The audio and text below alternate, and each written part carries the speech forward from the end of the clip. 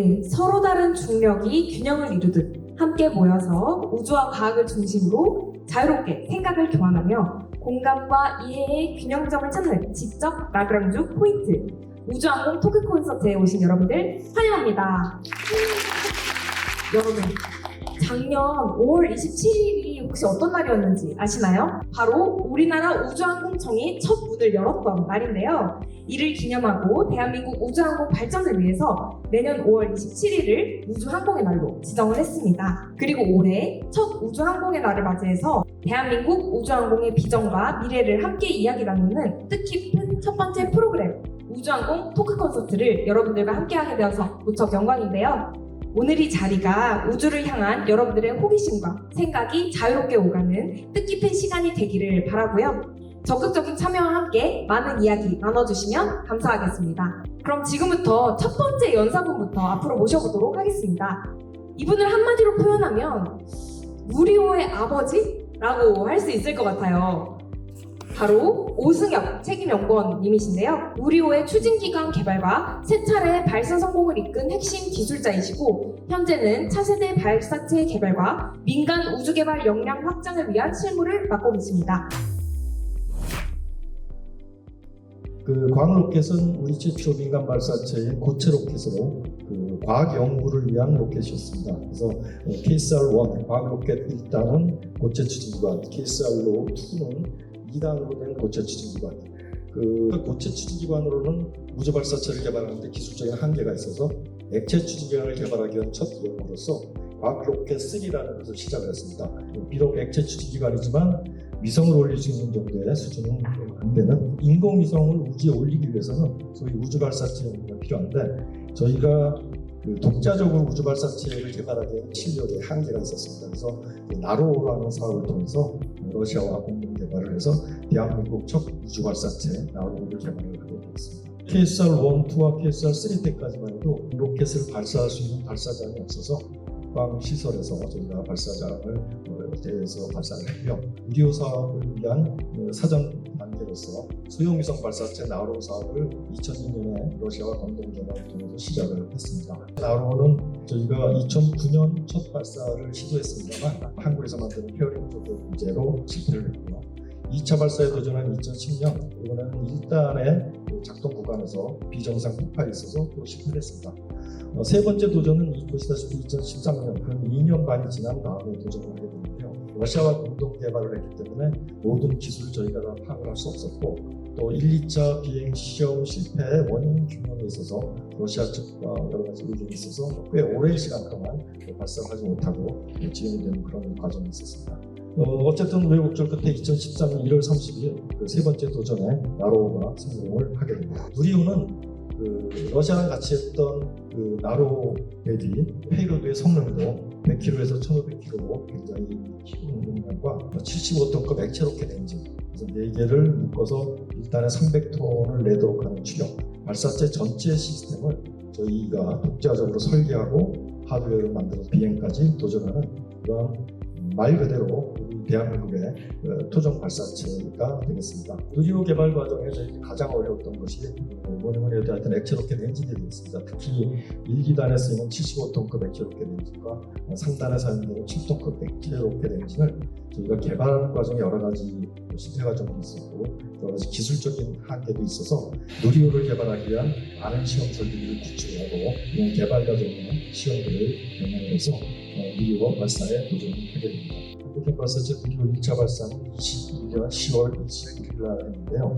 하루 전날 현장에 마련된 언론 브리핑룸에서 많은 기자들한테 저희로서는 할 수 있는 모든 준비를 다 했습니다. 하늘의 뜻을 기다리고 있습니다. 라고 설명을 드리고 그 다음날 발사를 했습니다. 저희들이 개발했던 7톤 엔진 정상적으로 임무를 수행하려면 540초 동안 연소를 해서 추력을 내줘야 되는데 한 40여 초가 좀 짧게 중단이 됐습니다. 그래서 결국에는 위성을 우주에 투입시켜줘야 되는 소위 우주 1속도를 내지 못하고 1차 발사는 실패를 했습니다. 2600여 개의 텔레메트리 데이터를 통해서 분석을 한 결과 3단에 이런 구조적인 문제가 있었다는 것을 저희가 파악하고 구조적인 부분을 수정을 해서 다시 2차 발사에 도전합니다. 1차 때는 하늘을 뜻을 기다리겠다고 말씀을 드렸는데 실패를 했잖아요. 그래서 이 시점에는 마지막까지 긴장의 끝을 놓지 않고 최선을 다하겠다라는 그런 좀 말씀을 좀 드리고 무료 성공을 통해서 꼭 대한민국이 우주로 가는 길을 열겠습니다. 이렇게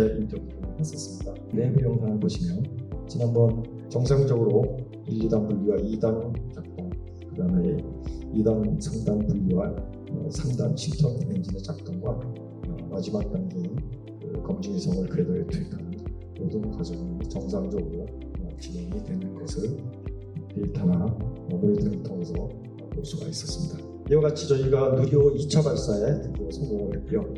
이제 누리호 3차 발사에 도전을 하게 됩니다. 3차 발사는 말 그대로 시험 발사가 아닌 실용위성을 발사하는 어떻게 보면 실전과 같은 겁니다. 누리호 3차 발사에서는 저희가 실제 실용위성인 차세대 소형위성을 실험했는데 지금 정상적으로 아직 작동을 잘 하고 있다라고 말씀을 드리겠습니다. 관심 있으신 분들은 아실 텐데 올 11월에 저희 누리호 4차 발사가 지금 예정되어 있습니다. 차세대 중형위성 3호를 싣고 5차, 6차까지의 추가 발사가 계획되어 있습니다. 하지만 사실 저희가 개발했던 누리호는 기술적으로 한계가 있는 발사체입니다. 그래서 저희가 차세대 발사체 연구를 지금 같이 병원에서 하고 있는데 재사용 발사체, 엔진 성능 향상을 위한 연구도 수립을 하고 있다고 말씀드릴 수가 있습니다. 네, 지금까지 오승엽 박사님의 귀한 강연 잘 들어봤는데요. 그럼 이어서 바로 두 번째 연사님을 한번 소개해보고자 합니다. 한국항공우주연구원의 김진혁 선임연구원이신데요. 한마디로는 누리호의 심장을 만드신 분이라고 표현을 해보고 싶습니다.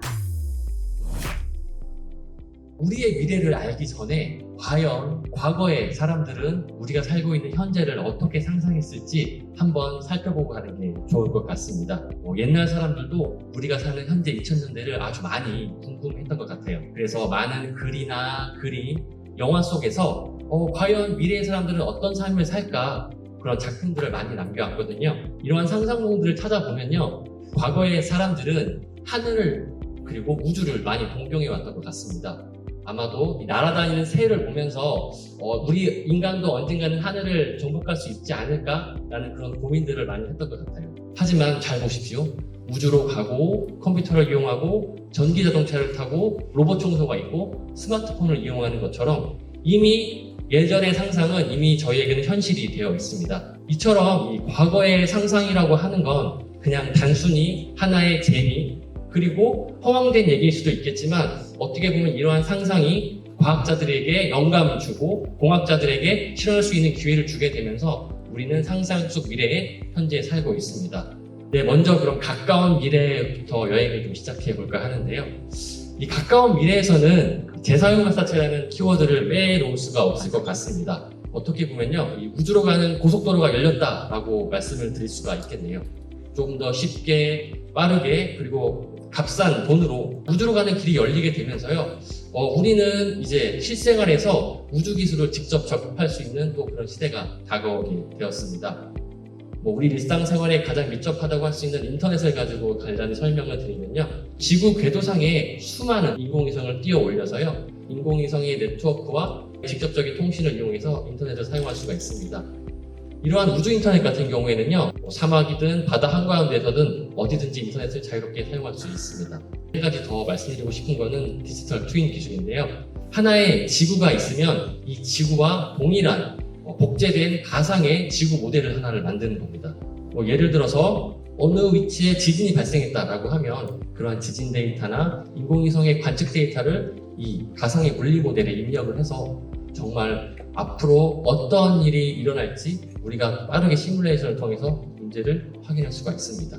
네, 그럼 가까운 미래를 지나 저희는 먼 미래에 왔습니다. 저는 먼 미래는 우리가 우주에서 거주하고 지구와 같은 환경과 같이 편안하게 장기간 생활할 수 있는 그런 시대라고 생각을 합니다. 그리고 인류는 우주 공간을 인류에게 도움이 되는 형태로 적극적으로 활용을 하게 될 겁니다. 인간은 우주에 호텔을 지어서 중력을 느끼면서 아주 편안하게 장기간 여행을 할 수도 있고요. 우주에 기지를 건설해서 자원을 채취하고 많은 연구도 수행을 하게 될 겁니다. 먼 미래에 인류는 이제 우주로 더 나아가서 우주 자체가 우리의 생활 공간이 되는 그런 시대가 오게 될 것입니다. 네, 이제 먼 미래를 떠나 상상 속 미래까지 오게 됐습니다. 상상 속 미래에서는 엘리베이터를 타고 우주로 올라갈 수 있는 그런 시대가 정말 올지도 모릅니다. 우리가 일반적으로 잘 알고 있는 금속 재료보다 수백 배, 수천 배 강한 신소재가 개발이 되고, 그리고 그 신소재를 우리가 자유롭게 가공할 수가 있다면 언젠가 이러한 상상은 현실이 될 수 있을지도 모릅니다. 정말 먼 미래가 되면요, 우리는 지구를 떠나서 우리가 살 수 있는 행성을 찾아야 합니다. 하지만 안타깝게도 아직 우리가 찾은 그 행성 중에는 사람이 살 수 있는 형태의 거주지 행성은 없습니다. 따라서 이 테라포밍에 대한 얘기들이 종종 나오곤 하는데요. 달이나 화성 같은 아주 큰 행성을 사람이 살기 위한 공간으로 만든다는 건 생각만 해도 어렵고 돈도 많이 들고 아주 오랜 시간이 걸릴 겁니다. 그런데 진짜 아주 먼 미래에 우리가 지구를 떠날 그 날이 오게 된다면 인류는 사실 그대로 포기하지 않을 겁니다. 언제나 그랬던 인류는 정답을 찾고 계속 문명이 이어질 수 있도록 노력을 하게 될 것입니다. 발사체라는 것은 우주로 물건을 보내기 위한 운송 수단입니다. 만약에 운송 수단이 없다면 지금 말씀하신 대로 외국 발사체에 비싼 돈을 주고 의뢰해서 가는 수밖에 없고요. 우리나라의 독자적인 우주 발사체를 가짐으로써 우리나라 땅에서 우리가 원할 때 우리의 위성을 우리가 쏠 수 있다는 것은 굉장히 중요하다, 이렇게 말씀드리겠습니다. 우주라고 하는 분야는 사실 지금이 시작입니다. 그리고 어떻게 보면 무한한 가능성이 있는 땅이고요. 그런데 우리가 당장 눈앞의 이익을 쫓아서 발사체를 개발하지 않고 단순히 인공위성을 만들어서 쏘아 올린다고 하면 이 무한한 가능성이 있는 우주라는 큰 시장을 포기하는 것 같다는 생각도 들거든요. 그래서 무엇보다도 우주 발사체를 우리 손으로 개발해서 미래 세대 우리 먹거리가 될 수 있도록 기초, 기반을 다져야 된다고 생각을 합니다. 누리호 1차 발사, 2차 발사는 말 그대로 시험 발사였습니다. 누리호 3차 발사는 말 그대로 실용 위성을 쏘아 올리는 상업적 발사 도전이었다라고 얘기 드릴 수가 있습니다. 그런 맥락에서 올 11월에 계획되어 있는 누리호 4차 발사도 차세대 중형위성 3호를 쏘는 어떻게 보면 실용 위성을 쏘는 두 번째 도전이 되는데, 또 이번 4차 발사의 경우는 누리호 3차 때도 참여 기업으로 같이 참여했던 민간 기업이 누리호를 총조립하고 체계를 하는 그런 어떻게 보면 그 올드 스페이스가 아닌 뉴 스페이스가 주도하는 의미 있는 4차 발사가 될 것으로 기대를 합니다. 우리가 자동차나 기차나 비행기를 타고는 손쉽게 전 세계를 여행을 하잖아요. 하지만 아직까지 그 정도로 우주 발사체 기술이 안정적이거나 비용적인 측면에서 어느 지점을 넘었다고 보고 있지는 않고요. 그래서 어떻게 보면 우리가 우주 시대에 산다는 거는 결국은 지구의 중력을 넘어서 우주로 올라가야 되거든요. 그렇죠. 네, 그 올라가는 기술이 어느 정도 많이 기초, 기반이 잘 다져져야 앞으로 정말 먼 미래, 아까 보셨던 산산순 미래까지도 우리가 도달할 수 있지 않을까 싶습니다. 누리호를 예를 들면 37만여 개의 부품으로 구성이 되어 있습니다. 굉장히 많은 부품 수죠.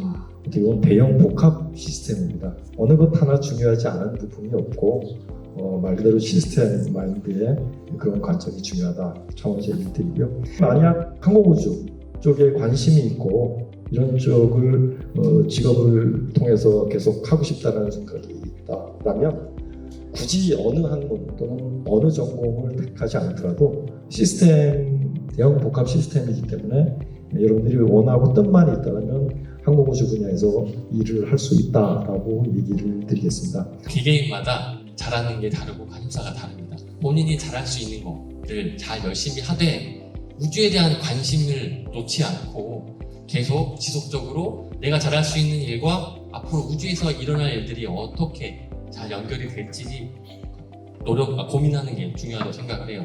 우주라는 공간을 가면서 정말 새로운 개념의 직업이 생길 수도 있겠지만 저는 그것보다도 지구에 있는 직업인데 우주에서 새롭게 할 수 있는 직업들이 많이 생길 거라고 생각을 해요. 지구에서 우리가 할 수 있는 일을 잘 찾되 거기서 우주에 관심의 끈을 놓지 않는다면 앞으로 우주와 관련된 직업을 찾을 때, 진로를 결정할 때 조금 더 남들보다는 유리한 상황이 있지 않을까 싶습니다. 저는 어렸을 적부터 원래 우주에 관심이 많았거든요. 그래서 공상과학 소설이나 공상과학 영화를 정말 많이 봤습니다.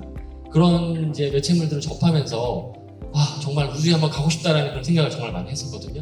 근데 어느덧 그 어린이가 자라서 이제 우주 관련된 일을 하는 사람이 되었는데 제가 만든 로켓가 우주로 올라가는 그 모습을 보면서 갖고 싶은 장난감에 가까이 다가갔다라고 좀 생각을 했었는데 아직 우주라는 것은 조금 아직은 멀리 있는 것 같아요. 그래서 아직 저에게 우주는 여전히 갖고 싶은 장난감입니다. 사실 우주에 대한 꿈을 꾼 거는 대학에서 이제 전공을 하면서 항공우주가 이제 점이 있어졌고 대학원을 마치고 첫 직장이자 마지막 직장으로 지금 38년 동안 결국에는 발사체 만드는 일을 해왔고 12번의 발사를 참여를 했어. 어떻게 보면 저에게는 제 반평생을 다 바친 제 인생의 전부가 아닌가.